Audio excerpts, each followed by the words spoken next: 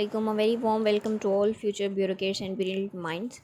So we have started the general science and ability. We have done the first outline, physical sciences. Now today we will complete inshallah the biological sciences. So the topic of biological sciences is basis of life. Basis of life से मतलब यह है कि जितने भी हमारे living things के अंदर जितने भी करेक्टरिस्टिक्स होती हैं, जितने भी इसके अंदर ऑर्गेनेलिज होते हैं, ऑर्गन्स होते हैं, उन सबको यहाँ पे वन बाय वन डिस्कस करेंगे. सो फर्स्ट टॉपिक है cell structures and function. Cell क्या है? बेसिक यूनिट ऑफ लाइफ, यानी जहाँ पे लाइफ एग्जिस्ट करती है वहाँ पे सेल है. ठीक है, लाइफ चाहे वो फंजाई में है, बैक्टीरिया में है, प्लांट्स में है, एनिमल्स में है, जितनी भी चीज़ें जिंदा है, जानदार हैं, सबके अंदर सेल जो है वो पाया जाता है. ठीक है, बेसिक यूनिट ऑफ लाइफ है. सो यहाँ पे क्वेश्चन कोट किया हुआ है, explain with example the relationship between cells, tissues and organs. ये CSS 2020 में क्वेश्चन आया भी हुआ है. ठीक है, यहाँ पे ये कोट करने का मकसद ये है. So cell is the basic structure and function unit of life. In 1665 Robert Hooke discovered the cell.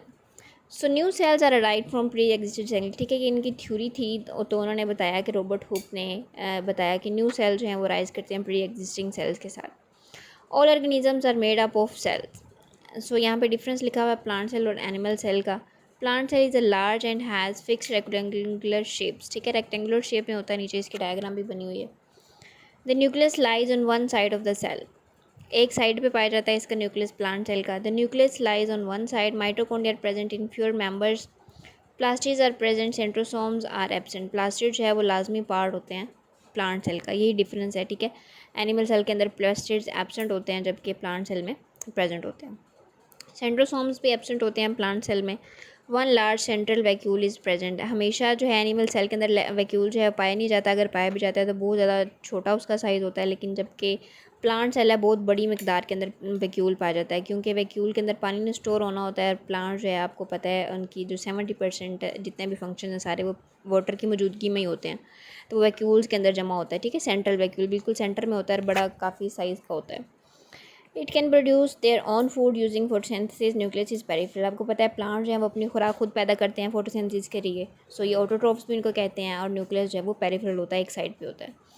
Animal cell जो है उसके स्मॉल इरेगुलर शेप का शायद होता है, मोस्टली जो है वो स्फेरिकल साइज़ का होता है. The nucleus is lies in the centre.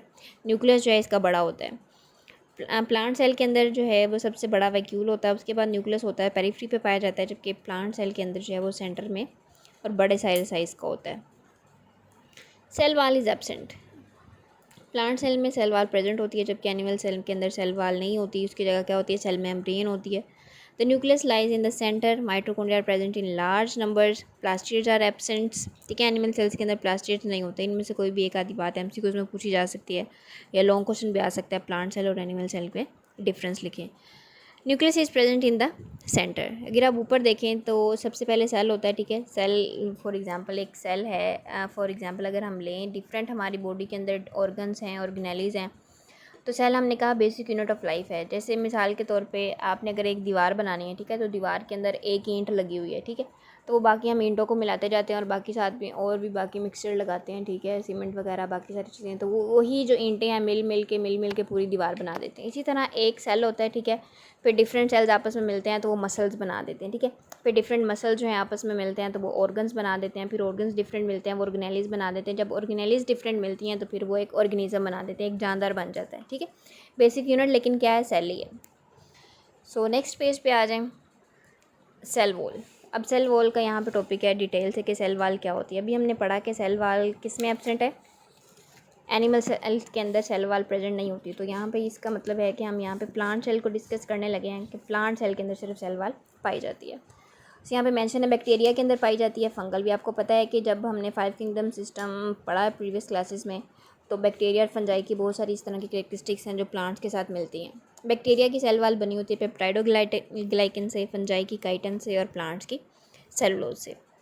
तो 3 डिफरेंट जो हैं किस्म की होती हैं या फिर 3 डिफरेंट लेयर्स हैं सेल वॉल्स की. Primary cell wall, secondary cell wall and middle lamella. Middle lamella primary और सेकेंडरी के दरमियान में पाई जाती है.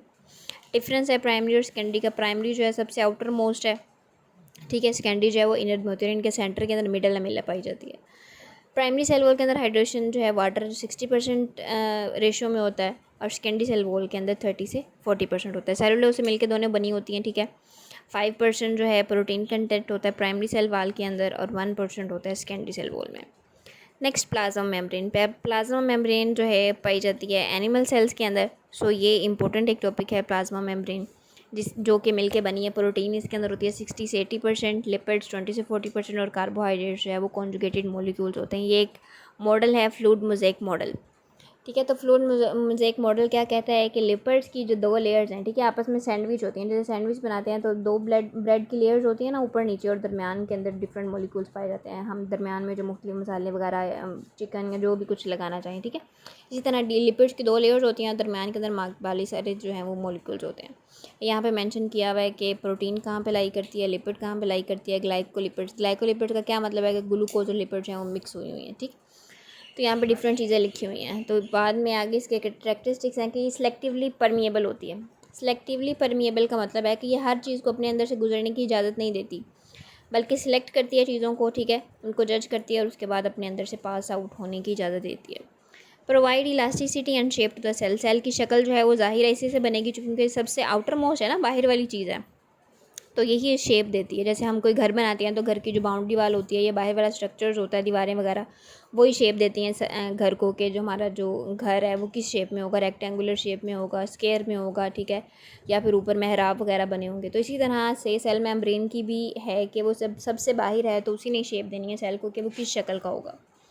एंटीबॉडीज़, प्रोटीन, रिसेप्टर प्रोटीन्स, ये सारी प्रोटीन्स इसके अंदर प्रेजेंट होती हैं, ठीक है। रिलेशन विद इन्वायरमेंट जो strongly take place from this. Cell wall and cell membrane 2021 के सीएसएस के पेपर में, ठीक है, एक कुछ लॉन्ग क्वेश्चन आया था सेल वाल और सेल मेम्ब्रेन में डिफरेंस, तो उस पॉइंट ऑफ व्यू से आपने इसको देख लेना। Next cytoplasm. साइटोप्लाज्म क्या होता है? सेल के अंदर जो सारी खाली जगह होती है ना, जिसके अंदर सारी ऑर्गेनेलिज पाई जाती हैं, उसे साइटोप्लाज्म बोलते हैं। साइटोप्लाज्म के अलावा भी 2 चीज़ें हैं, ठीक है, न्यूक्लियर प्लाज्म और प्रोटोप्लाज्म।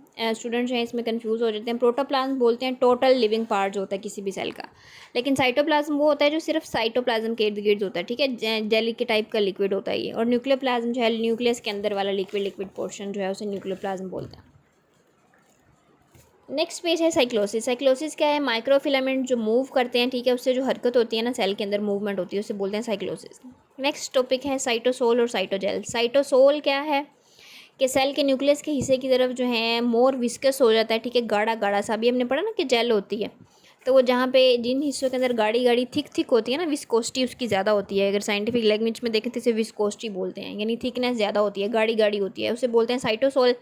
और जहाँ पे थोड़ा सा वो थिक नहीं होती, ठीक है, कम होती है, और ये पेरिफेरल बाहर वाले हिस्से में होती है, तो इसे बोलते हैं स्टोर हाउस या फिर साइटोसेल। Smaller molecules made true solutions, larger molecules more colloidal solution. The area between the cell membrane and nucleus is called cytoplasm. Next organelles को 1 बाय 1 डिस्कस करेंगे, शॉर्ट ये सिर्फ शॉर्ट क्वेश्चन में ही पूछी जा सकती है, ठीक है, तो आपने इसको 2 नंबर के हिसाब से प्रिपेयर कर लेना। Endoplasmic reticulum. The word endoplasmic mean with in. Endo का क्या मतलब है? अंदर। सो एंड अंदर किसके अंदर होगा? साइटोप्लाज्म के अंदर होगा ना, क्योंकि सेल की बात करें तो ये डिफरेंट है, नेटवर्क है ऑर्गेनेलिज का, ठीक है। ये साइंटिस्ट है गर्नर, उसने ये दिया था कंसेप्ट साइटोप्लाज्म का, और उसने कहा कि डिफरेंट जो है इसके अंदर प्रोटीन्स बनाई जाती हैं, ठीक है। एंडोप्लाज्मिक रेटिकुलम का स्ट्रक्चर भी ये सामने बना हुआ है, ठीक है। तो इसे जो डिफरेंट इसके अंदर ट्यूब्यूल्स नज़र आपको आ रही हैं, ट्यूब्स के ज़रिए ये जो बनी हुई मुख्तलिफ हैं, इसे बोलते हैं सिस्टर्निंग, ठीक है। तो ये बहुत ज़्यादा मिकदार के अंदर सेल के अंदर पाए जाते हैं, चाहे वो किसी भी किस्म का सेल है। नेक्स्ट एक इसी की आगे क्लासिफिकेशन है rough endoplasmic reticulum and smooth endoplasmic reticulum. Rough endoplasmic reticulum वो होता है जो राइबोसोम्स के साथ अटैच होता है, ठीक है। राइबोसोम्स क्या हैं? राइबोसोम्स जो हैं वो फैक्ट्रीज हैं सेल की, ठीक है। ये यूकैरियोटिक सेल्स के अंदर भी होती हैं, प्रोकैरियोटिक सेल्स में भी होती हैं। आगे ये राइबोसोम्स का भी टॉपिक आएगा। तो जो एंडोप्लाज्मिक रेटिकुलम राइबोसोम्स के साथ अटैच होते हैं, ठीक है, वो कौन से होते हैं? Rough endoplasmic reticulum. और जिसके साथ राइबोसोम अटैच नहीं होती वो स्मूथ एंडोप्लाज्मिक रेटिकुलम होते हैं। इनका क्या काम होता है कि इंटेग्रिटी देना, सेल को रिजिड करना, ठीक है। Golgi complex. Golgi complex basically एक साइंटिस्ट था कैमिलो गोल्जी, उसने डिस्कवर किया गोल्जी कम्प्लेक्स। उसी के नाम पे भी इसे गोल्जी कम्प्लेक्स कहा जा सकता है, या गोल्जी अपरेटस भी इसे बोलते हैं। समहाउ 1898 में डिस्कवर किया। इसका काम है सेल सिक्रेशंस को हेल्प आउट करना, ट्रांसपोर्टेशन जो सेल के अंदर होनी है, और ग्लाइकोप्रोटीन जो बननी है वो गोल्जी कम्प्लेक्स नहीं बनानी है। इसका दूसरा नाम है डिक्टियोसोम्स। अगर पेपर में क्वेश्चन आ जाता है कि डिक्टियोसोम्स पे नोट लिखें या व्हाट इज़ डिक्टियोसोम, तो वो गोल्जी कम्प्लेक्स के बारे में एग्जामिनर बात कर रहा है। Next ribosomes. राइबोसोम्स को डिस्कवर किया पैलेट ने 1953 में। और उसने कहा कि ये जो है नॉन मेम्ब्रेनस बाउंडेड मेम्ब्रेन्स हैं, ठीक है। आगे ये राइबोसोम का स्ट्रक्चर बना हुआ है, इसके 2 यूनिट्स होते हैं, एक 80S का, एक 40S का, ठीक है। इनका क्या काम होता है, मैसेंजर आरएनए को इन्होंने डीकोड करना होता है, और फिर इनका जो स्ट्रक्चर है वो डिपेंड करता है कि किस तरह की ये जो है डीकोडिंग करेंगे। Next point, vacuoles. Vacuoles in plants and in centre in larger size. अभी हमने पीछे देखा भी था कि प्लांट सेल के अंदर वैक्यूल जो है वो बड़े साइज़ के अंदर होता है। तो जाहिर है जब बड़े सेल जेल के अंदर होगा तो वो पानी को ज़्यादा स्टोर करेगा, ठीक है, और सेल सैप बनाएगा। वाटर कंसनट्रेटेड हाई 80 to 90%, ठीक है। 80 से 90% जो पानी सेल को पानी मिलता है वो किससे मिलता है, वैक्यूल से मिलता है। क्यों? क्योंकि वैक्यूल उसको स्टोर करता है अपने अंदर, ठीक है। Fungal cells also have vacuoles, amino acid stores, homeostasis and osmoregulation take place through this. Next है centrioles. Centrioles basically are the only things that present in animal cells, यानी plant cells के अंदर absent हैं centrioles, just animal cell में पाए जा रहे हैं। They help in cell division. Cell division आपको पता है क्या है, माइटोसिस और म्योसिस के आगे जो फर्दर प्रोसीजर होते हैं, ठीक है। उसकी गहराई में नहीं जाना कि क्या है, सिर्फ आपको यहाँ बताने के लिए मैंने यहाँ पे हाईलाइट किया है कि सेंट्रियोल जो हैं सिर्फ किसके अंदर होते हैं, एनिमल सेल्स के अंदर। So these are present in centrosomes, they release spindle fibres. Spindle fibres आपको पता है म्योसिस और माइटोसिस के दरमियान में बनते हैं ना, जो डेंस स्ट्रक्चर बन जाता है। So they help in intracellular transportation and पेरनोड सेल्स टू इंटेग्रिटी। ये सेंट्रियोल्स का स्ट्रक्चर भी बना हुआ है, ये आपने देख लेना है। Next, mitochondria. माइटोकॉन्ड्रिया क्या है, power house of the cell. जैसे आप समझ लें कि हमारा घर है तो घर को पूरी पावर हाउस यानी एनर्जी मिल रही है ना, मीटर लगा होता है पूरा सब कुछ। तो ये समझे माइटोकॉन्ड्रिया भी सेल के अंदर इस चीज़ का काम करता है। इसने क्या करना है, एटीपी बनाना है। एटीपी आपको पता है एनर्जी होती है ना, जो भी प्लांट ने खाया या फिर एनिमल्स ने खाया, एनिमल्स की भी एनर्जी जो है वो एटीपी की शक्ल में स्टोर होती है और प्लांट्स की भी एटीपी की शक्ल में ही स्टोर होती है। हम जो कुछ भी खाते हैं वो एटीपी में चेंज होता है, सारे प्रोसीजर होते हैं, ठीक है। और एटीपी जो है फिर हमें जितनी मकदार में एनर्जी चाहिए होती है हम यूज़ कर लेते हैं, बाकी जो नहीं चाहिए होती वो थोड़ी देर के लिए स्टोर हो जाती है, ताकि अगर हम थोड़ी देर कुछ ना भी खाएं 3-4 घंटे तो हमें एनर्जी मिलती रहे। प्लांट भी यही काम करते हैं और एनिमल्स भी यही काम करते हैं, और ये सारा कुछ माइटोकॉन्ड्रिया के अंदर हो रहा होता है, ठीक है। एल्बर्ट वॉन कोलिकर एक साइंटिस्ट था, 1857 में उसने माइटोकॉन्ड्रिया को डिस्कवर किया। इसका स्ट्रक्चर भी बना हुआ है, ठीक है। फुट लाइक इसका स्ट्रक्चर है, डिफरेंट इसके अंदर देखें आप प्रोसीडिंग्स बनी हुई हैं, और इसके ऊपर ये जो आपको छोटे छोटे से डॉट्स नज़र आ रहे हैं ये सारी क्या है, राइबोसोम्स हैं। सो 1886 में माइटोकॉन्ड्रिया इसने कहा कि कार्ल बेंडा है, ठीक है। डबल मेम्ब्रेन होती है इसके इर्द गिर्द, ठीक है। Power house of the cell इसे कहते हैं। They provide energy to the cell. So the system is used to change the food into chemical energy by oxidative phosphorylation. This is used in that procedure. और इसके पास इतनी capacity होती है कि ये खुद को रेप्लिकेट कर सकती है माइटोकॉन्ड्रिया, ठीक है। और कोई भी ऑर्गेनेली जो है वो इसके पास ये खासियत नहीं है कि वो अपने आप को रेप्लिकेट कर सके, सिर्फ और सिर्फ माइटोकॉन्ड्रिया जो है वो अपने आप को रेप्लिकेट कर सकती है। इसकी कंपोजिशन जैसे पीछे हमने अभी सेल वॉल और सेल मेम्ब्रेन की भी पढ़ी, इसी तरह से माइटोकॉन्ड्रिया की जो आउटर मेम्ब्रेन है वो 40 से 60% मिलकर बनी हुई है, ठीक है, प्रोटीन से। और इनर मेम्ब्रेन जो है वो 20 to 80% जो है वो मेम्ब्रेन और लिपिड से मिलकर बनी हुई है। रेशियो जो इसकी है 2 to 3% या फिर 1 to 4% होती है। Plastids are also called self replicating organelles. सबसे पहले मेन जो चीज़ होती है वो होता है प्रोप्लास्टिड। प्रोप्लास्टिड क्या कि 3 किस्में हैं, क्रोमोप्लास्ट, क्लोरोप्लास्ट और लीकोप्लास्ट। क्रोमोप्लास्ट, क्रोमो लफ्ज़ क्रोमो का मतलब ही क्या होता है, कलर। ये कहीं पे भी आप क्रोमो का वर्ड देखें तो उसका मतलब क्या होगा, कलर। तो अब क्रोमोप्लास्ट की बात हो रही है, यानी वो चीज़ जो मुख्तलिफ रंग देते हैं किसी को। अगर हम देखें प्लास्टिड, पीछे हमने जब डिफरेंस पढ़ा है प्लांट्स और एनिमल सेल्स का, तो हमने पढ़ा कि प्लास्टिड सिर्फ और सिर्फ प्लांट सेल्स में होते हैं, एनिमल सेल्स में नहीं होते। क्यों?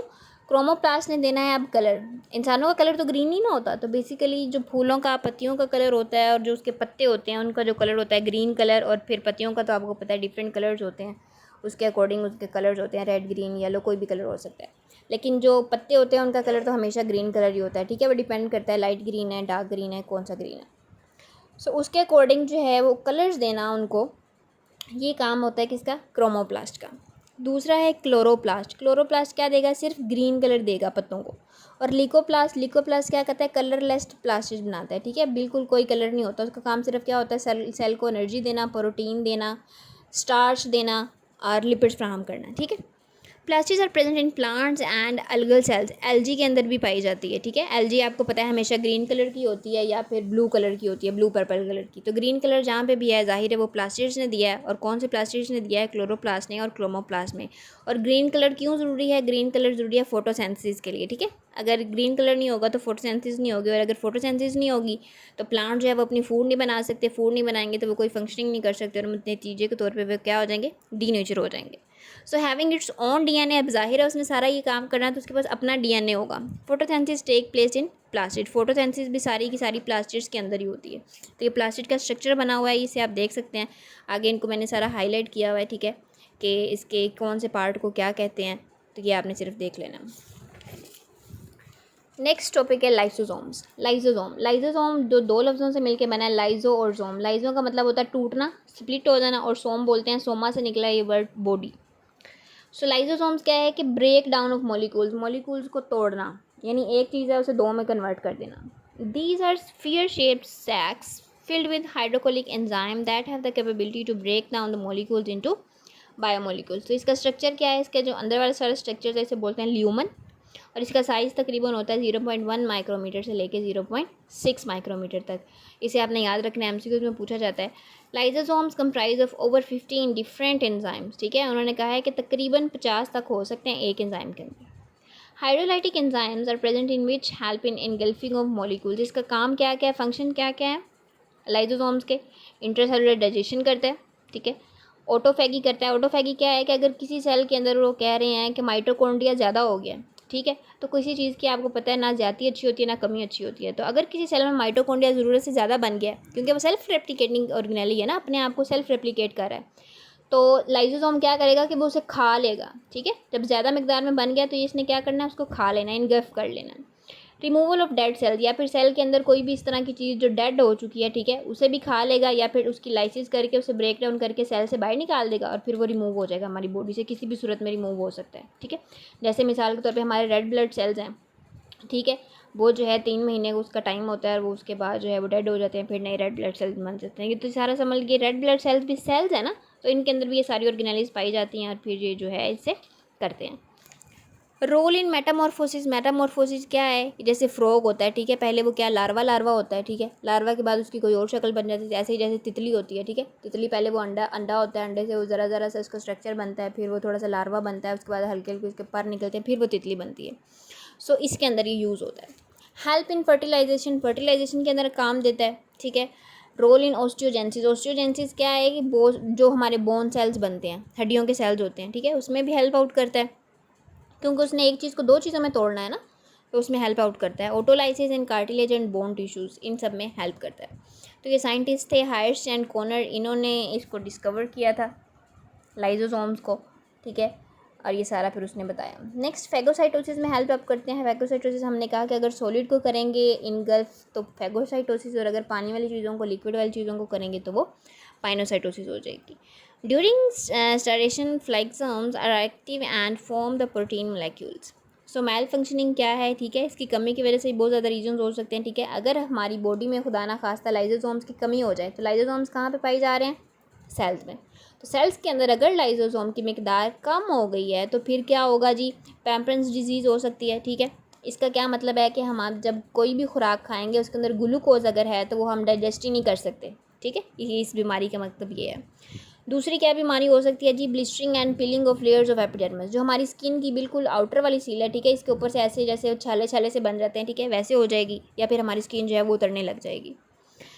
थर्ड डिजीज़ इसकी कमी से हो सकती है टीएसएच डिजीज़। टीएसएच डिजीज़ क्या है कि लिपिड्स अगर हम ले रहे हैं, लिपिड्स क्या होती हैं, ऑयल वाली चीज़ें, ठीक है, जिसमें भी ऑयल पाया जाता है उसके अंदर लिपिड्स है होती हैं। सो लिपिड्स डाइजेस्टिंग एंजाइम मिसिंग होगा, और फिर नतीजे के तौर पे क्या होगा, हमारा दिमाग जो है वो इम्पेयर होने लग जाएगा, ठीक है। These are the hereditary disease pass from gametes, और ये वो वाली डिजीज़ पैदा करते हैं कि वो एक नस्ल से दूसरी नस्ल में जाती रहती है, ठीक है। तो ये टेसेस डिजीज़, पैम्परन्स डिजीज़ जो है ये जेनेटिकल डिजीज़ है। अगर किसी में खुदा ना खास्ता इसकी कमी की वजह से हो गई हैं तो फिर नेक्स्ट जो है उनकी नेक्स्ट जनरेशन में भी मूव आउट होती रहती हैं। नेक्स्ट टॉपिक है न्यूक्लियस। न्यूक्लियस को 1831 ने रॉबर्ट ब्राउन ने डिस्कवर किया, ठीक है। उसके मुताबिक उसने कहा कि जितनी भी हमारी इन्फॉर्मेशन होती है वो सारी न्यूक्लियस के अंदर स्टोर होती है। ये भी डबल मेम्ब्रेनस मॉलिक्यूल है, इसका अपना डीएनए होता है, ठीक है, अपना हेरिडिटरी मटेरियल है, और इसकी मेम्ब्रेन्स मिलकर बनी हुई हैं प्रोटीन और lipids. The space in nucleus is called nucleoplasm. Nucleus के अंदर जो स्पेस होती है उसे बोलते हैं nucleoplasm. These are loads of enzyme present in it. In nucleolus ribosomal RNA and ribosomal DNA are present which produce ribosomes. ठीक है, राइबोसोम्स ने क्या बनाना है, फिर आगे प्रोटीन्स बनानी है। तो ये CSS के 2021 के पेपर में भी आया हुआ था क्वेश्चन। ठीक है, कि न्यूक्लियस का क्या फंक्शन है और किस तरह से जो है वो राइबोसोम को कन्वर्ट करते हैं।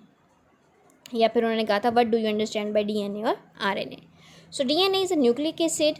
इन 1864 Friedrich discover it is made up of nucleotides. ठीक है, न्यूक्लियोटाइड से मिलकर बना होता है डीएनए का स्ट्रक्चर, जिसके आगे फर्दर 3 सब यूनिट्स हैं। कौन कौन सी? शुगर होती है, ठीक है, फास्फेट ग्रुप होता है और नाइट्रोजन बेसिस होते हैं। नाइट्रोजन बेसिस जो हैं वो डिफरेंट 4 हैं। ठीक है, adenine, thiamine, गवानिन and cytosine.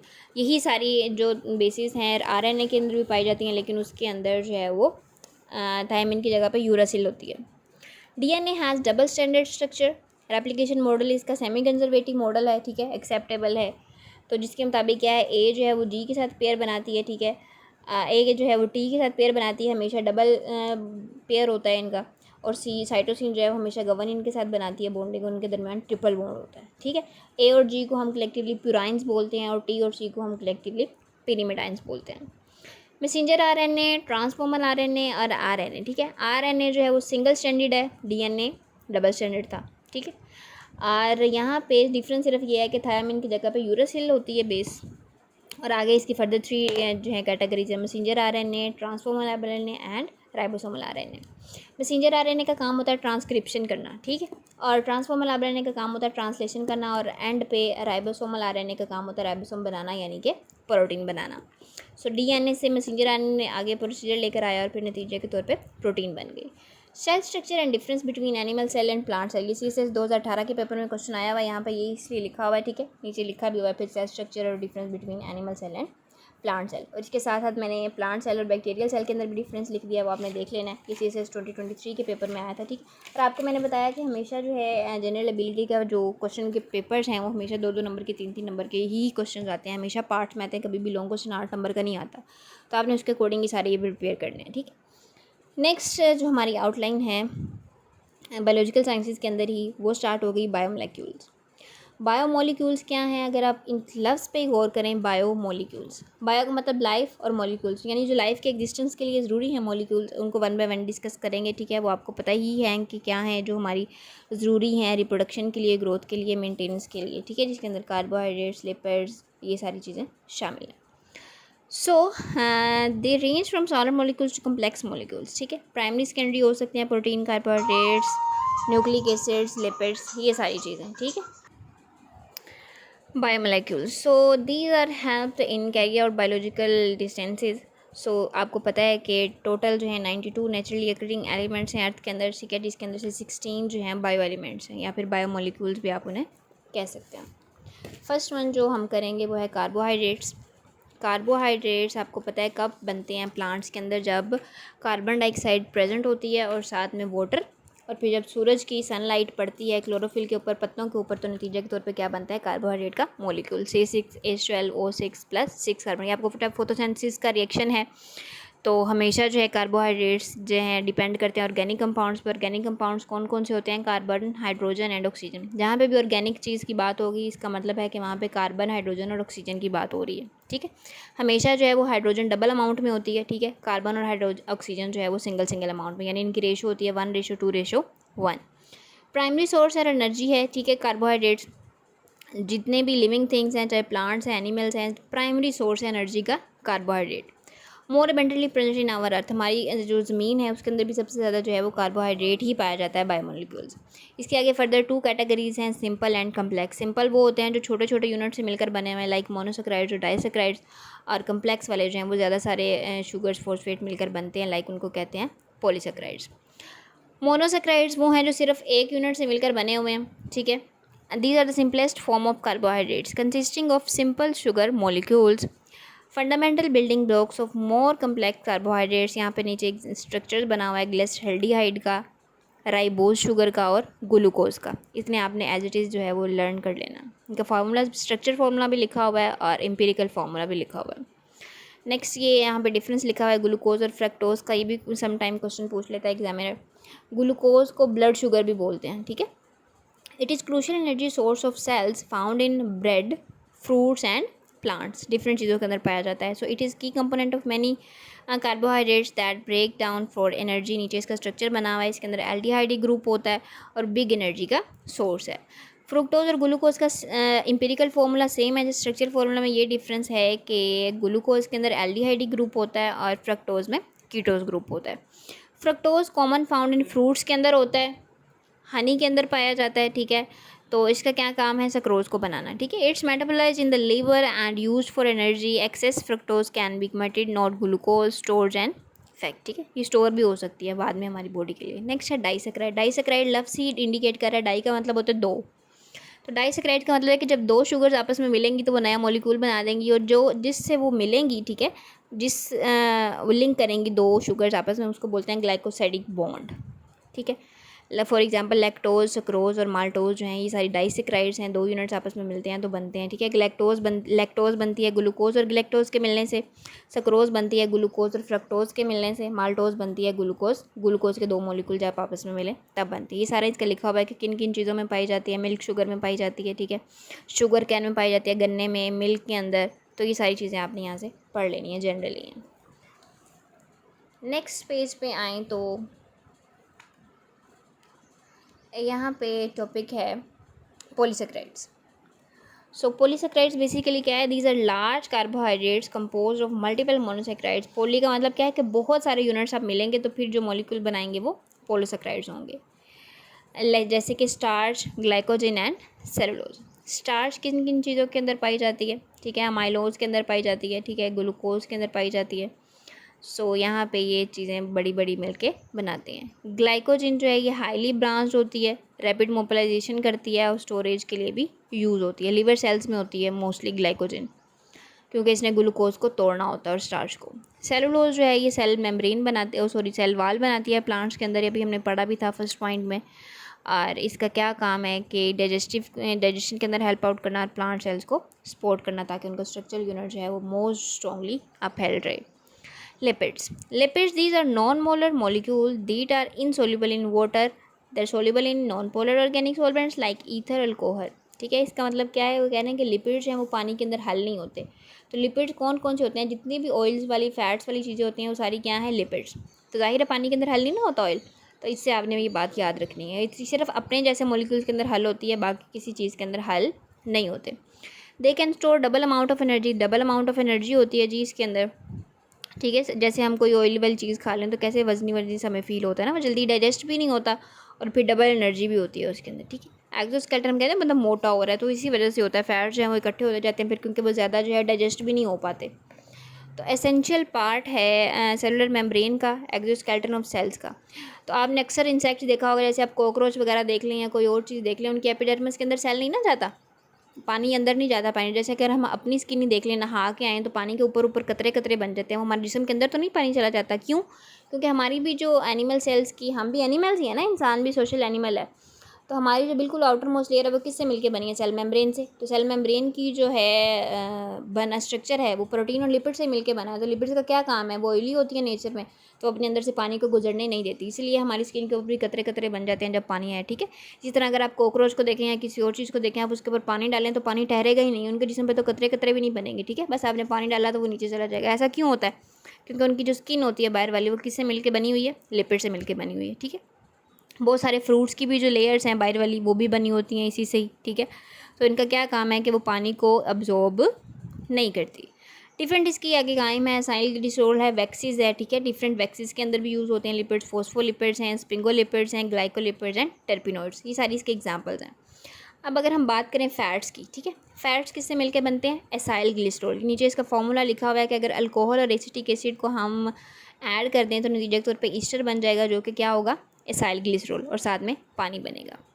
These are many kind of fats. Fats भी बहुत मुख्तलिफ किस्म के हैं, ठीक है। The most common and even number of change of 14 to 20 carbon पे डिपेंड करता है। सैचुरेटेड फैटी एसिड होता है, ठीक है, लो मेल्टिंग पॉइंट होते हैं और सिंगल बॉन्ड होता है। ये सामने स्ट्रक्चर बना हुआ है, ये आपने ऐसे ही याद करना है। नेक्स्ट है अनसैचुरेटेड फैटी एसिड्स, ठीक है, ये क्या करते हैं, इनके हाई मेल्टिंग पॉइंट होते हैं और डबल बॉन्ड बना होता है, ये आप दरम्यान में देख सकते हैं। A liquid fat is called oil. अगर सॉलिड फॉर्म में है तो फिर वो क्या होगा, फैट, और अगर लिक्विड फॉर्म में है तो oil. It's liquid at room temperature. जाहिर है रूम टेम्परेचर जितनी मर्जी गर्मी हो, सर्दी में भी आप देखेंगे तो ऑयल जो है वो लिक्विड फॉर्म में ही रहता है, लिक्विड फॉर्म में ही रहता है ना सर्दी में भी। क्यों? क्योंकि उसकी नेचर है, ठीक है, वो अनसैचुरेटेड है नेचर में। नेक्स्ट है phospholipid. Phospholipid it is a molecule similar to a fat molecule, ठीक है। It contains glycoprotein and fatty acid chains. These nitrogenous chains contains replace the third chain. नीचे स्ट्रक्चर बना हुआ है फॉस्फोलिपिड का, इसका हेड है, टेल है, ठीक है। हेड जो है, ठीक है, ये हाइड्रोफिलिक होता है, पानी को किसी हद तक एब्जॉर्ब कर सकता है, और जो टेल इसकी होती है हाइड्रोफोबिक होती है, पानी को एब्जॉर्ब नहीं करती। हेड पॉजिटिव चार्ज वाला होता है और जो उसकी टेल है वो नेगेटिवली चार्ज होती है। नेक्स्ट पॉइंट है स्टीरॉइड। स्टीरॉइड्स हम अक्सर सुनते हैं ना कि स्टीरॉइड्स लेता है वो। स्टीरॉइड्स बेसिकली क्या होता है, ठीक है, ये भी एक बायोमोलिक्यूल होता है। These are naturally occurring lipid soluble molecule. These occur naturally in plants and animals. These are composed of fused carbon rings. इसका स्ट्रक्चर क्या है कि fused carbon rings जो हैं वो आपस में मिलती हैं, तो फिर मिल के क्या बना देती हैं, स्टीरॉइड्स, ठीक है। टोटल जो है वो 17 कार्बन होती हैं एक स्टीरॉइड के अंदर। विटामिन डी जो है वो भी स्टीरॉइड ही है, ठीक है, विटामिन डी। नेक्स्ट है waxes. The mixture of long chain alkanes with odd numbers of carbon from C25 to C35, these are all known as waxes. Waxes क्या होती हैं, फ्रूट्स जितने भी हैं ना उनकी जो सबसे बाहर वाली लेयर होती है वो वैक्सीज से मिलके बनी होती है। नेक्स्ट है cutin and suberin. These are important structure components of many plant cells. It forms protective cuticle. ये बाहर वाली उसकी बनाती है ताकि प्लांट जो है वो प्रोटेक्ट रहे। नेक्स्ट पॉइंट है protein. These are polymers of amino acids. The name protein derived from the Greek word proteos meaning first place. These are composed of more than 50% of dry weight of most cells, ठीक है। जितने भी sales है वो कह रहे हैं तकरीबन 50% से ज़्यादा हिस्सा प्रोटीन से मिलके बना होता है किसी भी सेल का। मोस्टली जो है इनके साथ ये वाले मॉलिक्यूल्स भी अटैच होते हैं, carbon, hydrogen, nitrogen, oxygen and sulphur. Amino acids are building blocks of proteins. Amino acids के यूनिट मिल के क्या बना देते हैं, proteins. More than 150 types of amino acids are known, but only 20 takes part in formation of protein. वो कह रहे हैं 150 से ज़्यादा अमाइनो एसिड्स आज तक डिस्कवर हो चुके हैं, लेकिन सिर्फ 20 अमाइनो एसिड्स ऐसे हैं जो प्रोटीन बनाने में हिस्सा लेते हैं। ये एक अमाइनो एसिड का स्ट्रक्चर लिखा हुआ है, सेंटर में कार्बन होती है, ठीक है। कार्बन आपको पता है इसकी 4 वैलेंसी होती है, 4 बॉन्ड एट अ टाइम बना सकता है। एक इसके साथ हाइड्रोजन जुड़ता है, ठीक है। दूसरा इसके साथ जो है COO जुड़ता है, ठीक है। इसको हम सेंटर वाली कार्बन को बोलते हैं अल्फा कार्बन, जिसके साथ 4 जुड़ सकते हैं। एक अमाइनो ग्रुप इसके साथ होता है, ठीक है। और कोई भी फंक्शनल ग्रुप जो लगेगा उसके अकॉर्डिंग ही डिपेंड करेगा कि वो कौन सा अमाइनो एसिड बना है। The nature of R group determines the chemical properties of amino acids from side chain. So these are divided into 2 groups, ठीक है। आगे इसके 2 ग्रुप्स हैं, हाइड्रोफोबिक और हाइड्रोफिलिक। ये डिपेंड करता है कि किस तरह का R चेन उसके साथ लगी है और फिर क्या बना है। टाइप्स ऑफ एसिडिक और बेसिक अमाइनो एसिड्स, ठीक है। एसिडिक जो है वो नेगेटिव चार्ज होते हैं और जो बेसिक्स हैं वो पॉजिटिव चार्ज होते हैं effectively. 20 different amino acids commonly occur in animals. These are peptide bond join acids in chains. These are covalent bond in nature. So the chain of amino acid vary from fewer than 50 to 2000 amino acids. उन्होंने कहा कि एक जो chain है amino acid की protein बनाने के लिए वो 50 से लेके 200 अमाइनो एसिड के ऊपर डिपेंड कर सकती है। So the macromolecule has definite 3-dimensional shape called confrontation, ठीक है। इस प्रोसेस को बोलते हैं। The loss of 3D structure of protein is called denaturation. अगर कोई प्रोटीन ख़राब हो जाती है, ठीक है, इसका स्ट्रक्चर ख़राब हो जाता है तो उसे हम कहेंगे कि डीनेचरेशन हो गया, ख़त्म हो गई है। The protein molecules has several different levels of structure. Different structures हैं इसके, ठीक है, जिसे बोलते हैं primary structure, secondary structure, tertiary structure and quaternary structure. Primary structure जो है वो मोस्ट सिंपल स्ट्रक्चर होता है, ठीक है। फ्रेडरिक सेंगर साइंटिस्ट था जिसने डिटरमाइन किया इसके स्ट्रक्चर को। He determine the structure of insulin. Insulin भी बेसिकली क्या है, प्राइमरी स्ट्रक्चर है प्रोटीन का। इंसुलिन क्या है, प्रोटीन ही है, जिसके अंदर तकरीबन 51 अमाइनो एसिड्स पाए जाते हैं, ठीक है, और डाइसल्फाइड ब्रिज के जरिए आपस में जुड़े होते हैं। ये स्ट्रक्चर भी मैंने एक डायग्राम रफ से बनाई हुई है, ठीक है। The linear structure of amino acids in polypeptide chain, for example lysozyme is an antibacterial enzyme. It is प्रिकॉज इन टीयर्स, ये हमारे आंसुओं के अंदर पाई जाती है, ठीक है। स्लाइवा के अंदर, हमारी थूक के अंदर एंड अदर बॉडी सिक्रेशन, और भी हमारी बॉडी से जो सिक्रेशन से निकलती है उसके अंदर पाई जाती है। It's small protein comprises size 129 amino acids, ठीक है, इस पर डिपेंड होते हैं। हीमोग्लोबिन, हीमोग्लोबिन हमारे खून के अंदर जो प्रोटीन होती है ये कितने अमाइनो एसिड से मिलकर बनी है, 574 से। ठीक है। इसके अंदर 4 चेन्स होती हैं अमीनो एसिड्स की, 2 अल्फ़ा होती हैं और 2 बीटा होती हैं। Each alpha has 141 amino acids and 146 amino acids इसकी बीटा चेन में होती है। नेक्स्ट है सेकेंडरी स्ट्रक्चर। सेकेंडरी स्ट्रक्चर क्या है? The structure formed by folding और कॉइलिंग। पहले सिंपल स्ट्रेट लाइन थी, अब क्या हो गई है? कॉइलिंग और फोल्डिंग हो गई है पॉलीपेप्टाइड चेन्स की, जिसे सेकेंडरी स्ट्रक्चर बोलते हैं। इसके अंदर अल्फा हेलिक्स और बीटा प्लेटेड शीट्स होती हैं, ठीक है। A delicate coil of polypeptide chains held together by hydrogen Corey 1951 alpha helix formed in enzymes lysosomes and alpha keratin. इसका स्ट्रक्चर भी बनाया हुआ है, ठीक है। Beta pleated sheet, beta pleated sheets किस तरह की होती हैं? A sheets of polypeptide chains formed by folding back and forth to the polypeptide chains, जैसे सिल्क का कपड़ा है ना, सिल्क एंड फाइब्रिन, ये इसके एग्जांपल्स हैं सेकेंडरी स्ट्रक्चर की। टर्शरी स्ट्रक्चर, टर्शरी स्ट्रक्चर बनता है protein form by folding of helix. अब हेलिक्स बन गया, ठीक है, या शीट्स बन गई 3 डायमेंशनल स्ट्रक्चर में। पहले 2D था, अब 3D हो गया। Hydrophobic interactions and disulphide form its structure. Next है लास्ट वाला क्वार्टरनरी स्ट्रक्चर। क्वार्टरनरी स्ट्रक्चर भी यहाँ पे मैंने बनाया हुआ है। The structure formed by the ग्रेस्टेशन ऑफ 2 और मोर पॉलीपेप्टाइड चेन्स, जैसे कि एग्जांपल है कोलेजन और हीमोग्लोबिन। नेक्स्ट टाइप्स है प्रोटीन की, ठीक है। पहले स्ट्रक्चर बेस थी, ठीक है। अब इसके जो है मॉलिक्यूल्स की बेस पे फाइब्रस प्रोटीन्स और ग्लोबुलर प्रोटीन्स। इसमें डिफरेंस आपने देखना है कि देयर मॉलिक्यूल कंपोज ऑफ 1 और मोर पॉलीपेप्टाइड चेन के ऊपर डिपेंड करते हैं फाइब्रस के, और ग्लोबुलर के जो हैं वो मल्टीपल फोल्डिंग होती हैं पॉलीपेप्टाइड चेन की। फाइब्रस प्रोटीन की एग्जांपल हैं silk fibres, spider webs, myosin, fibrin, keratin. ये जो मकड़ी अपना जाला बनाती है, ठीक है, उसके अंदर भी प्रोटीन होती है सारी, वो जो जितना भी जाला होता है, क्योंकि उसने अपनी लुब्रिकेशन से थूक के जरिए बनाया होता है सारा, ठीक है। और जो ग्लोबुलर प्रोटीन्स हैं वो हमारे हार्मोन्स के अंदर, हीमोग्लोबिन में, एंजाइम्स में, एंटीबॉडीज़ में, इन सब में पाए जाते हैं। नेक्स्ट सोर्सेज क्या हैं प्रोटीन के, ठीक है। It may be obtain from fungi, fungi से हम ले सकते हैं, एनिमल से ले सकते हैं, बीन से, जितनी हम दालें खाते हैं, फलियाँ खाते हैं, उन सब के अंदर प्रोटीन्स होती हैं। मटर के अंदर, नट्स के अंदर, जितने भी ड्राई फ्रूट्स हैं, ठीक है, दूध के अंदर, मटन, गोश्त, ठीक है, बीफ, पोल्ट्री, मीट, अंडे, फ़िश, सी फूड, और ये सारी चीज़ों के अंदर जो है, मशरूम्स के अंदर प्रोटीन जो है वो बहुत ज़्यादा मिकदार में पाई जाती है। फंक्शन क्या है? प्रोटीन लेने से क्या होता है, ठीक है, या फिर प्रोटीन का क्या काम है? स्ट्रक्चर मटेरियल है, हमारे सेल को बनाता है। डिफेंस ऑफ बॉडी, हमारी बॉडी को महफूज रखने में मदद देता है, ठीक है। रिसेप्टर और सेल मेम्ब्रेन्स बनाता है, रिजर्व करता है फूड को। स्ट्रक्चरल फाइबर है, कंट्रैक्टिलिटी इंक्रीज करता है, एंजाइम्स बनाने में मदद देता है। प्रोटीन जो है वो केमिकल नेचर की उसकी होती है, ठीक है, उसको हेल्प आउट करता है, एनर्जी का रिच सोर्स है। इस पेज पे हमारा टॉपिक है अब नेक्स्ट एंजाइम्स। सो एंजाइम्स भी क्या है? बेसिकली प्रोटीन इन नेचर है।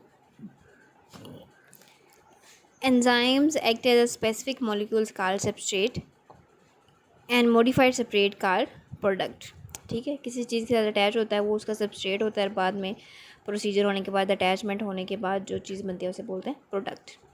कैरेक्टरिस्टिक्स इसकी कुछ है, एंजाइम्स और ग्लोबुलर प्रोटीन है, ठीक है। फाइब्रस प्रोटीन की बजाय कौन सी है? Globular protein. तो जितनी भी कैरेक्टरिस्टिक्स ग्लोबुलर प्रोटीन की थी वही यहाँ पे एंजाइम की होंगी। So these increase the rate of reaction. Basically इनका क्या काम है? इंक्रीज करना रेट ऑफ रिएक्शन को, ठीक है। ये क्या करते हैं? ओनली स्पीड अप करते हैं रिएक्शन को, बल्कि स्टार्ट नहीं करते, बल्कि क्या करते हैं? स्पीड अप करते हैं। Enzymes are required in small quantity, ठीक है। These are specific in nature, they required cofactor, regulation of enzymes production and activity. Enzymes में एक metabolic pathway, energy of activation जो है वो चाहिए होती है स्टार्ट करने के लिए रिएक्शन को। मैकेनिज्म ऑफ एंजाइम एक्शन आप देख सकते हैं कि यहाँ पे नीचे एक एंजाइम था हमारे पास, ठीक है। उसके ऊपर जो चीज़ आके अटैच होनी, हमने कहा ना कि वो होगा सबस्ट्रेट, और जिस चीज़ के ऊपर जाके अटैच होना उसे बोलते हैं एक्टिव साइट। जब ये इसके साथ गया तो ये क्या बन गया? ES complex. ES कम्प्लेक्स हम इसको क्यों कह रहे हैं जब वो उसके पास आ गया? क्योंकि ये एंजाइम सबस्ट्रेट कम्प्लेक्स बन रहा है, ठीक है। ES का मतलब है एंजाइम सबस्ट्रेट। जब आके उसके साथ लग गया तो EP कम्प्लेक्स हो गया। EP कम्प्लेक्स का क्या मतलब है? एंजाइम प्रोडक्ट कम्प्लेक्स बन गया। और लास्ट में फिर क्या हुआ? दोबारा से उसके प्रोडक्ट जो उसने बना दिए वो सेपरेट हो गए, ठीक है। तो वो प्रोडक्ट जो है वो हमें मिल गए। नीचे एक और रिएक्शन आप देख सकते हैं, वो भी इसी तरह का है। पहले ब्रेक डाउन होती है, उसके बाद उसकी सिंथेसिस होती है। तो फैक्टर्स डिफरेंट इफेक्ट करते हैं एंजाइम की एक्टिविटी को, जिसमें टेम्परेचर है, pH है, और सबस्ट्रेट कंसंट्रेशन है। टेम्परेचर एंजाइम जो है डायरेक्टली प्रोपोर्शन है। अगर टेम्परेचर बढ़ाएंगे तो एंजाइम का एक्टिविटी जो है वो इंक्रीज़ हो जाएगी, अगर टेम्परेचर कम करेंगे तो फिर वो एंजाइम की एक्टिविटी भी कम हो जाएगी। लेकिन 37 जो है वो ऑप्टिमम टेम्परेचर है, ठीक है, इसके ऊपर जो है वो बेस्ट काम करते हैं एंजाइम्स। 37 से अगर कम ज़्यादा करेंगे तो फिर वो उसके ऑप्टिमल रेट के ऊपर, उसकी डीनेचरेशन के ऊपर इफेक्ट करते हैं। अगर 37 से टेम्परेचर ज़्यादा हो जाएगा तो एंजाइम डीनेचर हो जाएगा, जब डीनेचर हो जाएगा तो फिर वो काम नहीं करेगा। ऐसे ही पीएच है, पीएच भी जो है वो एक हर एंजाइम की खास होती है, ठीक है। पेप्सिन की सेपरेट होगी, पेप्सिन की 2 होती है और ट्रैप्सिन की जो है वो 8 है। इसी तरह और भी जो एंजाइम है सबकी डिफरेंट होगी। सबस्ट्रेट कंसंट्रेशन भी जो है वो डायरेक्टली रिलेट करती है एंजाइम के साथ, जितनी ज़्यादा होगी उतना ज़्यादा एक्शन होगा, जितनी कम होगी उतनी कम होगी। नेक्स्ट पेज पे है a brief survey of plant and animal kingdom to the point similarities and differences. ये वाला क्वेश्चन भी तकरीबन हर साल ही क्वेश्चन में आता है सीएसएस के पेपर्स में, एनिमल और प्लांट सेल में डिफरेंस। तो पहले हम इसको जो है वो शॉर्ट सा डिस्कस कर चुके हैं, ठीक है। तो आपने किंगडम प्लांट और एनिमल के डिफरेंस को देख लेना है, और जो डायग्राम पीछे हम कर चुके हैं उसे भी यहाँ पे हमने दोबारा रिवाइज कर लेना है, नोट्स जो आपने बनाए हैं उसको देख लेना है। फिर हमारे पास टॉपिक है the ability of plants and preparing food with the help of sunlight while animals are hydrotrophs. अब यहाँ पे प्लांट और एनिमल किंगडम सिस्टम का थोड़ा सा बताया गया कि किस किस तरह से इवॉल्व हुआ, ठीक है। उसके सबसे स्मॉलर यूनिट को स्पीशी बोलते हैं, फिर जीनस आता है, फैमिली, ऑर्डर, क्लास, फाइलम और लास्ट पे किंगडम आता है। सामने एक एग्जांपल दिया कि इंसान को क्या है, स्पीशीज़ के तौर पे इसको क्या बोलते हैं, सैपियंस है, जीनस इसका होमो है, फैमिली इंसान कौन सी फैमिली से बिलोंग करता है, हॉर्बिनोडी फैमिली से करता है, ऑर्डर इसका प्राइमेट है, क्लास मेमेलिया है, फाइलम कोर्डेटा है और किंगडम एनिमेलिया है, ठीक है। इसी तरह से ऑर्गेनिज्म जो है वो उसको 2 कैटेगरीज में डिवाइड किया गया, प्रोकैरियोटिक, यूकैरियोटिक। आगे इसकी फर्दर कौन सी कैटेगरीज हैं, फिर फाइलम ऑफ एनिमल है, उसके आगे कितने कितने से हैं, ठीक है। तो इनको जस्ट आपने देख लेना, इसमें से खास क्वेश्चन कोई नहीं आता, एमसीक्यूज एक आधा में भी पूछे, लेकिन वो भी इतना खास जो है वो नहीं आता पेपर में। नेक्स्ट पॉइंट है a brief account of human physiology. Human physiology क्या है? Physiology is the study of normal functions with in living creature, यानी किसी भी लिविंग ऑर्गेनिज्म के अंदर जितने भी फंक्शंस हो रहे होते हैं वो सारे क्या हैं? फिजियोलॉजी। जैसे कि इंसानों की अगर मिसाल लें तो हमारे अंदर डाइजेस्टिव सिस्टम है, ठीक है, नर्वस सिस्टम है, एंडोक्राइन सिस्टम है, सर्कुलेटरी सिस्टम है, रिस्पायरेटरी सिस्टम है, यूरिनरी सिस्टम है, रिप्रोडक्टिव सिस्टम है और बहुत सारे सिस्टम है। इसी तरह प्लांट्स के अंदर भी होते हैं, ठीक है। तो उन सबको डिस्कस करना ह्यूमन फिजियोलॉजी कहता है। तो सीएसएस की जो एफपीएससी की ऑफिशियल वेबसाइट है उसके अंदर ये भी आउटलाइन का हिस्सा है कि brief account of human physiology लिख रहे हैं, ठीक है। यहाँ पे जस्ट मैंने नहीं मेंशन किया हुआ है, डिटेल नहीं है। इंशाल्लाह मैं कोशिश करूँगी कि जो नेक्स्ट वीडियो बनाऊँ उसके अंदर हम सिर्फ इसी टॉपिक पे ही बात करें कि brief account of human physiology, ठीक है। मेरे साथ रहिएगा, और अगर जिसने अभी तक चैनल मेरा सब्सक्राइब नहीं किया काइंडली चैनल को सब्सक्राइब भी कर दें, कमेंट और लाइक भी कर दिया करें, ठीक है। नेक्स्ट हमारे पास पॉइंट है कॉमन डिजीज़ एंड एपिडेमिक्स। अब हमने यहाँ पे देखनी है कुछ जो कॉमन सी डिजीज़ हैं, जैसे कि पोलियो हो गया, डेंगू हो गई, इस तरह की 1-2 और बीमारियाँ, ठीक है, मलेरिया वगैरह, उन्हें देखेंगे और एपिडेमिक्स को देखेंगे, ठीक है। एपिडेमिक्स और डिजीज़ में क्या फ़र्क होता है? डिजीज़ बीमारी होती है, ठीक है, किसी को भी लग सकती है, लेकिन एपिडेमिक्स जो होती है वो बहुत बड़े लेवल पे होती है, ठीक है, लेकिन एक ख़ास जगह पे फैलती है, एपिडेमिक उसको बोलते हैं। जैसे हम कहें कि जी लाहौर के अंदर मलेरिया के केसेस जो हैं वो बहुत ज़्यादा बढ़ रहे हैं, तो उसका क्या मतलब है कि वो एक एपिडेमिक है, यानी एक एरिया के अंदर एक बीमारी फैल रही है। और पेंडेमिक होती है जो एक से ज़्यादा जगह पे फैलती है, जैसे कोरोना था शुरू तो चाइना वाली साइड से हुआ ना, लेकिन आहिस्ता आहिस्ता फिर पूरी दुनिया के अंदर जो है वो फैलता गया। तो फिर इस तरह की डिजीज़ को हम बोलते हैं कि ये पेंडेमिक बन गई, यानी एक से ज़्यादा जगह पे फैलती जा रही है, ठीक। पहली डिजीज़ जो है आउटलाइन में मेंशन है वो है पोलियो। पोलियो को क्या बोलते हैं? दूसरा नाम है इसका पोलियोमाइसिट। बेसिकली ये क्या है? Disabling and life threatening disease है caused by the polio virus. Polio virus cause करता है पोलियो, ठीक है। तो इसके नतीजे में क्या होता है कि बंदा जो है वो अपाहज हो जाता है, डिसेबल हो जाता है और इसकी ज़िंदगी भी ख़त्म हो सकती है अगर बहुत ज़्यादा सीवियर आपको पोलियो हो गया तो। It spreads from person to person, can infect a person causing paralysis, can't move towards the body. ये क्या है? पोलियो एक बंदे से दूसरे बंदे को भी लगती है, ठीक है। तो बीमारी फैलने वाली चीज़ें कौन कौन सी होती हैं? अगर कोई बंदा कोई चीज़ खा रहा है, ठीक है, उसके बर्तनों में अगर उसे पोलियो है खुदा ना खास्ता, तो हमने भी वही चीज़ खा लिया या उसके बर्तन यूज़ कर लिए तो खुदा ना खास्ता हमें भी हो सकता है। या फॉर एग्जांपल वॉशरूम में वो गया है, ठीक है, उसने पानी सही तरह से नहीं गिराया या और भी कोई भी मसला है, तो हम भी चले गए हैं बाद में वॉशरूम में, ठीक है, तो वो फिर हमें भी जर्म्स जो हैं वो लग जाएंगे और फिर हम भी खुदा ना खास्ता जो है वो उसके साथ इफ़ेक्ट हो जाएंगे, या सांस के ज़रिए भी हो सकता है, ठीक है। या और बहुत सारे जो हैं वो हम उनके साथ इन टच में रहें, तो फिर जो भी बीमारी इस तरह फैलने वाली होती हैं वो इस तरह से लगती हैं। जैसे कोरोना भी एक इस तरह की बीमारी थी, कहा गया था कि आप लोगों ने मास्क लगाने हैं, एक दूसरे से फासले पे रहना है, टच नहीं करना, ये वो, ठीक है। तो ये सारी फिर प्रिकॉशंस मैयर्स होते हैं। इससे क्या होते हैं कि इंसान जो है, जो इन्फेक्ट होता है, उसकी बॉडी पैरालाइज हो सकती है, ठीक है, वो मूव ही नहीं कर सकता, और जो डिफरेंट उसके बॉडी पार्ट्स हैं वो अपाहज हो जाते हैं। इसकी कौन कौन सी सिम्टम्स हैं, कैसे पता चलता है कि एक बंदे को जो है वो पोलियो वायरस हो गया है, ठीक है। तो क्या है, most people who get infected with polio virus about 72, उन्होंने कहा कि तकरीबन 72 घंटे के अंदर अंदर जो है वो इसकी नज़र आने लग जाती हैं सिम्टम्स, ठीक है। तो तकरीबन उन्होंने कहा कि 4 लोगों में से एक बंदा मर भी सकता है, ठीक है, इसके इन्फेक्शन से, इतना सीवियर है ये। तो इससे क्या होता है, हमारा जो गला जो है उसमें दर्द बहुत ज़्यादा शुरू हो जाती है, बुखार हो जाता है, हमें लगता है कि हम बहुत ज़्यादा थके थके हैं, नोज़िया होता है, दिल ख़राब होता है, सर दर्द होती है, मैदे में पेन होती है, ठीक है। और फिर पैरेंस्थीसिया क्या है कि feeling of needles in the legs, ऐसे लगता है कि हमारी जो टांगें हैं उसके अंदर सुइयाँ चुभ रही हैं बहुत ज़्यादा, ठीक है। और मैग्नेटिस एक कंडीशन है जब हमें लगता है कि हमारा स्पाइनल कोड, पीछे जो हमारी हड्डी होती है, ठीक है, सारी रीढ़ की हड्डी, स्पाइनल कोड और ब्रेन जो हमारा दिमाग है वो क्या हो गया कि इन्फेक्ट हो गया पोलियो वायरस से, और जो है वो भी काम नहीं कर रहा, पैरालाइज हो गया।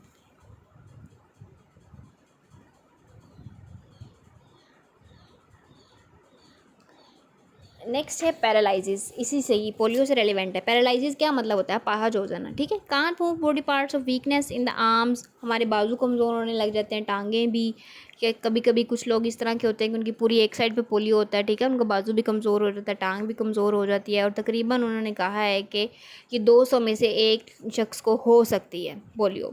लेकिन हुकूमत ने जो है, WHO ने और बहुत सारी डिफरेंट और भी ऑर्गेनाइजेशन हैं, उन्होंने इस पे काम करना शुरू किया, और तकरीबन हर बच्चे को तकरीबन जो है वो पोलियो के कतरे पिलाए जाते हैं, इसी वजह से पिलाए जाते हैं ताकि ये वाला पोलियो जो है वो इफेक्ट ना करे।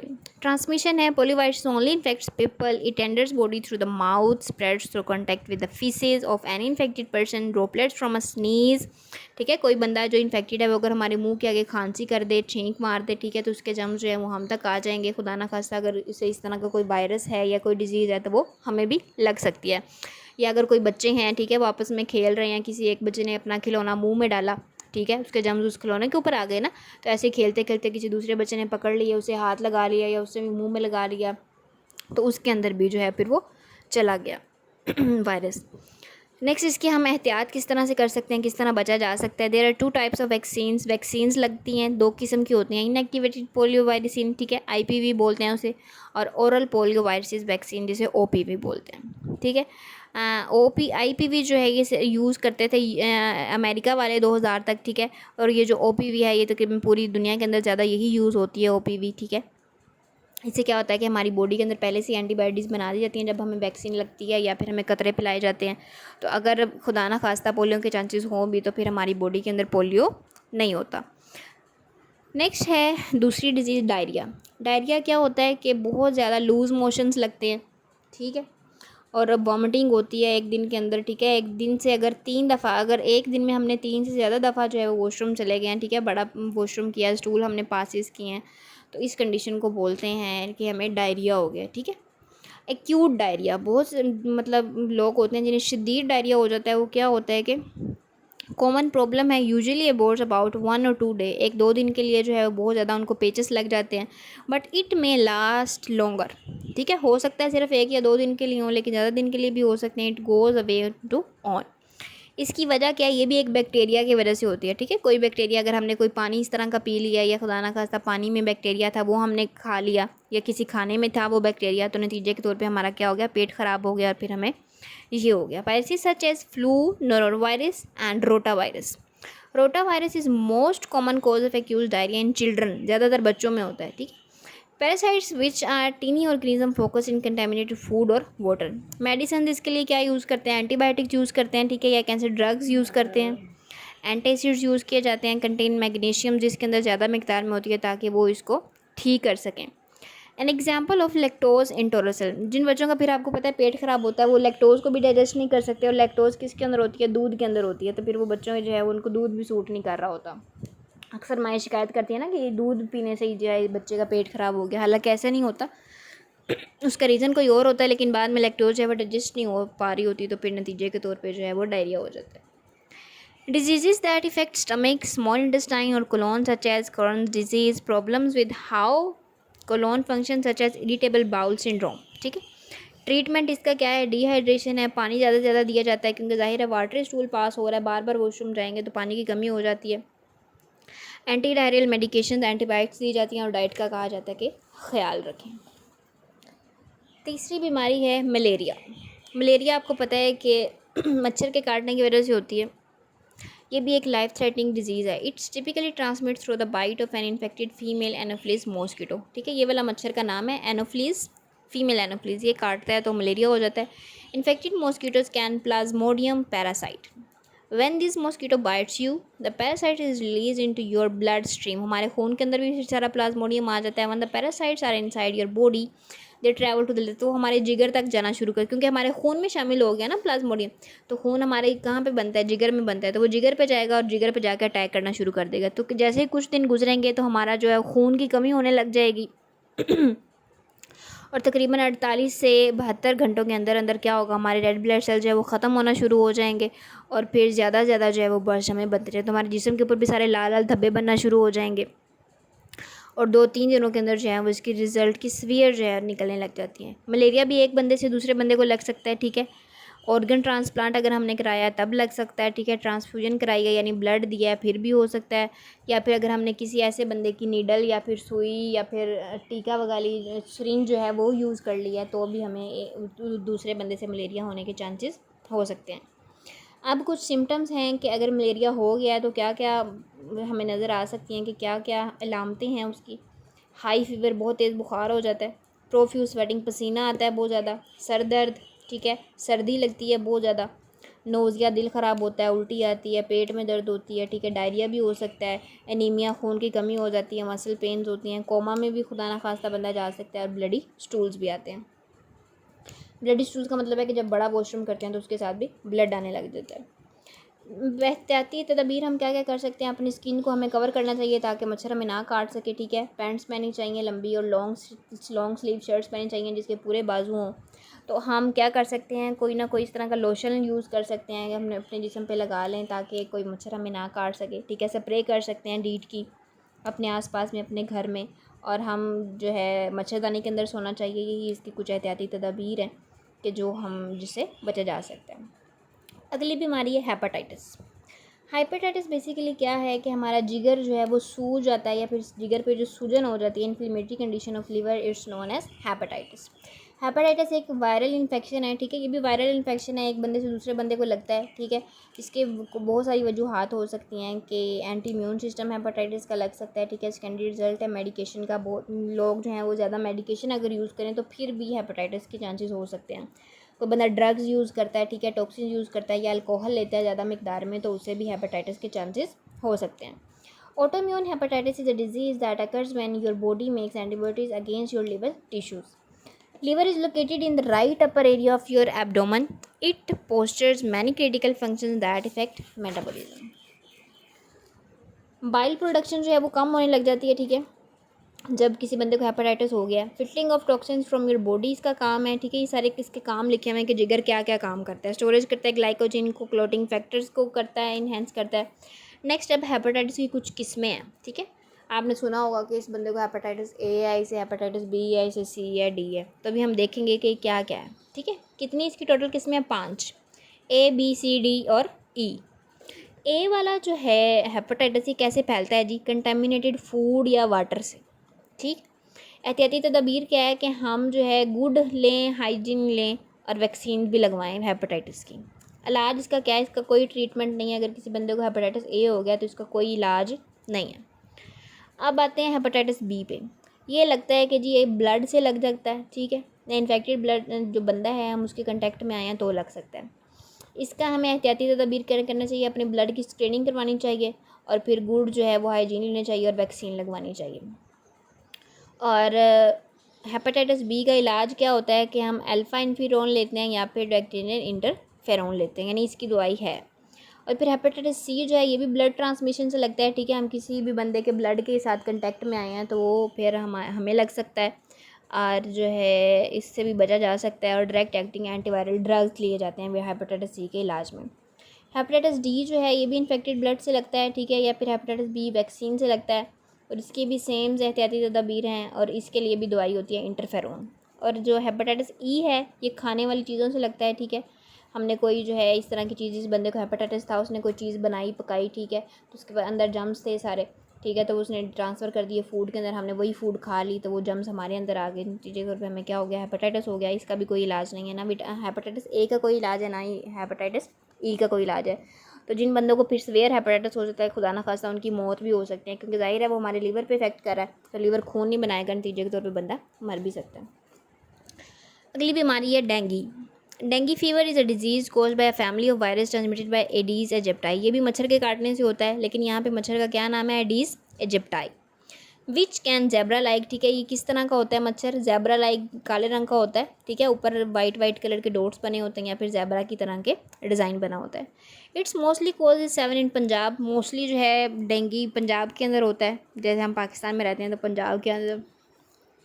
It's a mosquito borne viral disease. इसकी क्या क्या है कि हमारा दिमाग जो है खुदा ना खास्ता हैमरेज हो सकता है, ब्लीडिंग, हमारे नाक से बहुत ज़्यादा शदीद खून आ सकता है अगर किसी को डेंगी हो गया तो, हमारे खून हमारे वॉशरूम के अंदर चाहे छोटा करें बड़ा करें, ठीक है, यूरिन के अंदर पेशाब के अंदर खून आ जाएगा, लीवर का साइज़ हमारा बढ़ जाएगा, ठीक है, हमारे जोड़ों के अंदर बहुत शदीद दर्द होगी, पट्ठों में बहुत दर्द होगी, और जो हमारे लिम्फ नोड्स हैं वो सारे फूल जाएंगे, सर दर्द होगी और बहुत ज़्यादा जो है मैं एग्जॉशन होगी, और जिस्म के ऊपर रैश भी बन जाएंगे, और तकरीबन 1-2 हफ्ते तक जो है ये सारी बीमारियाँ सिम्टम्स रहेंगी। So there is no specific antiviral drug available for the treatment of patient suffering from dengue. और डेंगी का भी कोई इलाज नहीं है, आपको पता है एंटीवायरल डिजीज़ है ये। Second attack can be more serious. अगर किसी बंदे को एक दफ़ा डेंगी हो गया वो ठीक हो गया तो फिर ठीक है, लेकिन अगर दोबारा हुआ है तो फिर ये बहुत ज़्यादा जो है वो डेंजरस हो सकता है, खुदा ना खास्ता जो है वो मर भी सकता है बंदा। सो पपाया लीव जो है अट्रैक्ट्स कैन ड्रिंक। इन पुराने वक्तों के अंदर जो है पपाया लीव को यूज़ किया जाता था इसके इलाज के लिए, ठीक है। DHF क्या है ये भी हमने पढ़ा, डेंगी हैमरेज फीवर है, ठीक है, जिसके अंदर दिमाग जो है हमारा ज़हनी तवाज़ुन भी ख़राब हो सकता है, क्योंकि ज़ाहिर है हमारा दिमाग काम नहीं कर रहा, तो जो है इससे भी हमारे दिमाग के बहुत ज़्यादा जो है मसले मसाइल खड़े हो सकते हैं। और ये जो DHF है ये तकरीबन जो है वो 10 साल से छोटी उम्र के बच्चों में ज़्यादातर होती है, क्योंकि उनका इम्यूनिटी लेवल कम होता है, तो मोस्ट चांसेस होते हैं कि उनको डेंगी हैमरेज फीवर हो जाए। So the complication of dengue causes abdominal pain, haemorrhage, circulatory collapse, ठीक है। USFDA अप्रूव्ड डेक्सिया, उन्होंने एक US का जो एक इदारा है FDA, उन्होंने कहा कि डेंगी के लिए एक वैक्सीन बनाएगी 2019 में, एंड डेंटवैक्सिया वैक्सीन, जो कि डेंगी के फीवर के लिए यूज़ की जाती है। नेक्स्ट है new model concept of producing biofuel method. Biofuel किस तरह बनाया जाता है, ठीक है, बायोफ्यूल। अब आपने यहाँ पे समझना है कि बायोफ्यूल क्या है। बायोफ्यूल का मतलब है कि बायो वाली चीज़ों को यूज़ करते हुए, लिविंग थिंग्स के, चाहे वो कुछ भी हो सकता है, ठीक है, उसे रेजिड्यू या कोई भी, उनको यूज़ करते हुए फ्यूल बनाना, ठीक है, ईंधन बनाना, वो है biofuel method. So biofuel any fuel that is right from biomass, that is plant और एल्गी मटेरियल और एनिमल वेस्ट, ठीक है। जैसे पत्ते हैं, ठीक है, जो पत्ते नीचे गिर जाते हैं दरख्त से, अब वो वेस्ट हो गए ना, लेकिन थे तो वो लिविंग थिंग के, प्लांट लिविंग थिंग्स है, तो अब जितने भी पत्ते नीचे गिरे, ठीक है, हम उन सबको लेंगे और उससे हम बायोफ्यूल बना लेंगे, ठीक है। ऐसे ही जैसे जानवर हैं, जानवर जैसे गायें हैं, ठीक है, उनका गोबर होता है भैंसों का, उससे बायोफ्यूल बनाया जा सकता है, ठीक है, उससे हम गैस बना सकते हैं। ऐसे ही इंसानों का जो फजला है, ठीक है, उससे भी जो है बनाई जा सकती है gas. So, since such feedable material can be replenished readily, biofuel is considered to be a source of renewable energy। और ये एक renewable energy है, sustainable use है, ठीक है। फॉसिल फ्यूल जैसे हैं कि पेट्रोलियम, कोल, नेचुरल गैस वैसे का नहीं है, ठीक है। Biofuel is commonly advocated as cost effective, environmental benefit alternative to petroleum and other fossil fuels, particularly within context of rising petroleum prices। उन्होंने कहा है कि जैसे पेट्रोल की कीमतें बहुत बढ़ती जा रही हैं, पेट्रोलियम की बढ़ती जा रही हैं, तो हम उनको कम करने के लिए जो है वो यूज़ कर सकते हैं बायोफ्यूल, बायोमास को बायोफ्यूल बनाने के लिए, कि डिफरेंट टाइप्स हैं। Some long exploded biofuels such as wood can be used directly as a raw material that is burned to produce heat, ठीक है, and the heat in turn can be used to run generator power plants and produce electricity। A number of existing power facilities burn grass, wood और other kinds of biomass। Liquid biofuels भी बनाए जाते हैं, ठीक है, particular interest because of the vast infrastructure are ready in place to use them specially for transportation. In liquid biofuel, greatest production is ethanol, which is made by fermenting starch and sugar. Brazil and USA are among the leading producers of ethanol. The second most common liquid biofuel is biodiesel, which is made of primarily from oily plants, ठीक है। Biodiesel which has found greatest acceptance in Europe and use in diesel engines. Better method क्या है biofuel को use करने का? Researchers from Brown University have come up with a simplified process for converting used French fry oil and other use vegetable oils into biofuel. उन्होंने कहा कि जो oil बच जाता है, ठीक है, जैसे हम फॉर एग्जांपल कोई चीज़ हमने फ्राई की है, बाद में जो ऑयल है वो वेस्ट होता है, तो उसको भी यूज़ करते हुए बायोफ्यूल बनाया जा सकता है। The process takes place in single vessel which makes it for less expensive through the research has way to go before it's commercially viable. It does offer the potential for faster, cheaper biofuel production process that could help easy or way out of the peak oil. Next, conventional biodiesel production, two separate reactions are needed. So that's become of the two chemicals used to convert the components of vegetable oil, free fatty acids and triglycerides are produced. ठीक है. The Brown researchers focus on finding chemicals that are compatible and cheap. Advantages की क्या क्या है? रीयूनेबल resource है, ठीक है, carbon emission जो है वो लेस होती है, when burn they release much carbon as the absorb during growth. Also some carbon dioxide will be release during production, for example by the tractor. Reduce our reliance on fossil fuels. Disadvantages भी इसके कुछ हैं क्या कि uses land that could be use to grow food, ठीक है, जाहिर है हमें ज़मीन तो चाहिए जहाँ पे हमने उसका प्लांट लगाना है.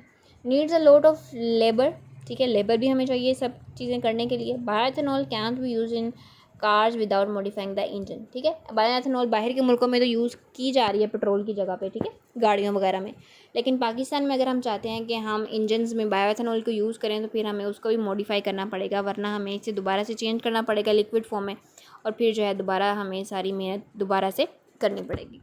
सो यहाँ पे हमारा ये आज बायोलॉजिकल साइंस वाला टॉपिक भी कंप्लीट हो गया. लेकिन मैंने आपको कहा कि फ़िज़िकल जो है हमने स्किप किया ना थोड़ा, उसकी तरफ हमने इंट्रोडक्शन देखा, उसे हम डिटेल से इंशाल्लाह करने की कोशिश करेंगे नेक्स्ट वीडियो में ह्यूमन फिजियोलॉजी को. उसके बाद इंशाल्लाह स्टार्ट करेंगे हम इन्वायरमेंटल साइंसेस को.